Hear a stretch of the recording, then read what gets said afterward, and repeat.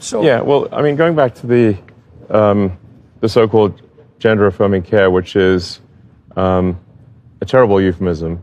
that's for sure. It's really a child sterilization, is what it should be. No, there's mutilation too. Mutilation. Yeah, well, we want to make sure that amalgam is. Sure, fair enough. It's child mutilation and sterilization. Yeah. Under the guise of gender-affirming care and compassion. Right. I can't. It's evil. Literally can't imagine anything worse than that. Yes, it's evil. I mean, you're taking kids who are obviously often far below the age of consent. Yep. Confused, miserable. Yes. The reality is that almost every child goes through some kind of identity crisis. It's part of puberty. Exactly. It's just part of growing up. It's very possible for adults to manipulate children who are having a natural identity crisis into believing that they are the wrong gender. Yeah.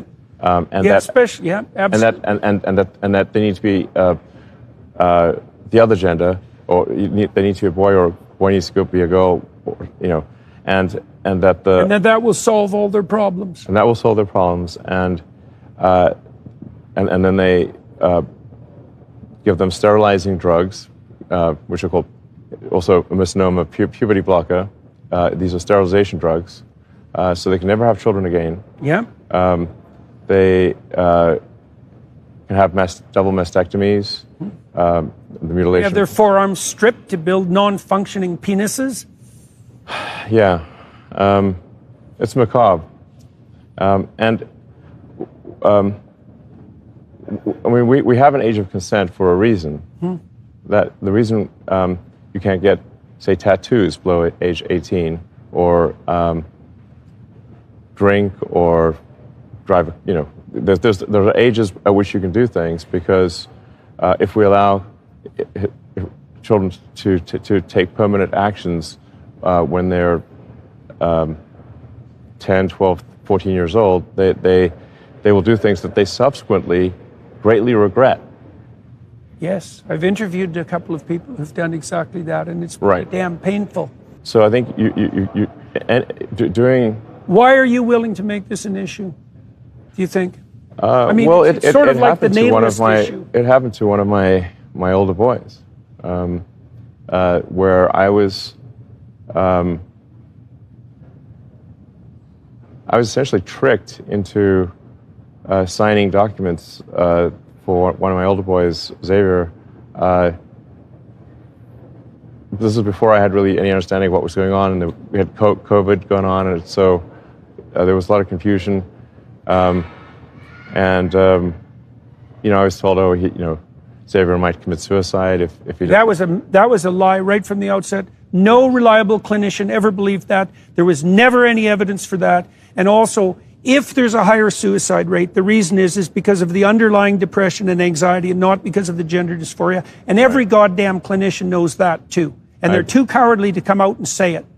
Right? And so and then we end up in exactly, when I saw that lie start to propagate, it just made the hair on the back of my neck stand up. It's like, I see. So you're telling parents that unless they agree to this radical transformation, that their children are going to die, and you think that's moral, and you think that's true.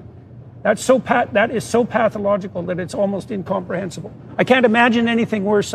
I can't imagine a therapist doing anything worse than that, or sitting by idly and remaining silent while his colleagues are doing it. It's pathetic. It's incredibly evil, and I agree with you that people that have been promoting this should go to prison. It won't stop till that happens. Yeah. It'll just go underground. Puberty blockers are being accessed online by kids all the time through non-medical channels. So yeah, It's not going to stop. Yeah. Okay, so I see. So that's. So I was tricked into doing this, and it wasn't explained to me that puberty blockers are actually just sterilization drugs.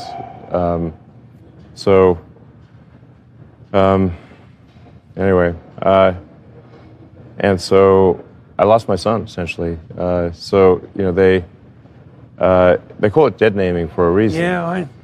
All right. So the reason it's called dead naming is because your son is dead. So my son Xavier is dead, killed by the woke mind virus. I'm sorry to hear that. Yeah. I can't imagine what that would be like. Yeah, and there's lots of people in that situation now. Right. It's not pretty, and lots of demolished kids. Yes.